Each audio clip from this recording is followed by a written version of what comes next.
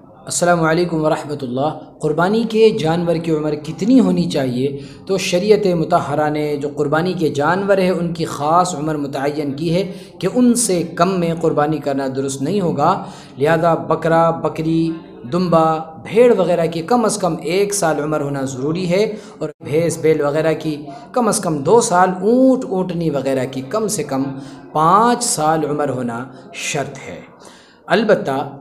بھیڑ اور دمبا وغیرہ کی عمر اگر 6 مہینے ہے لیکن فربا ہیں، موٹے تازے ہیں، دیکھنے میں سال بھر کے معلوم ہوتے ہیں تو پھر ان کی قربانی درست ہو جائے گی۔ اسی طرح سے اگر ان جانوروں کی عمریں یقینی طور پر معلوم ہیں، یعنی جانور کو اپنے سامنے پلتے بڑھتے دیکھا ہے اور ان کی عمر بھی معلوم ہے، تو پھر 2 جو دانت ہیں، پکے دانت جن کو کہا جاتا ہے، ان کا نکلنا شرط نہیں ہے، بلکہ عمر یقینی طور پر معلوم ہونے کی بنا پر قربانی کرنا درست ہو جائے گا، اس لیے کہ 2 دانتوں کا نکلنا یہ شرط نہیں ہے بلکہ عمر کی مدت کا پورا ہو جانا شرط ہے۔ لیکن چونکہ آج کل فساد کا غلبہ ہے، بگاڑ کا زمانہ ہے، اسی لیے صرف بیوپاری کی بات پر اعتماد نہیں کیا جا سکتا، تو 2 دانت یعنی پکے دانتوں کے نکلنے کو علامت کے طور پر ضروری قرار دیا ہے کہ اگر کسی جانور کی عمر یقینی طور پر معلوم نہیں ہے اور اس کے 2 دانت نکل آئے ہیں تو اس کی قربانی درست ہو جائے گی،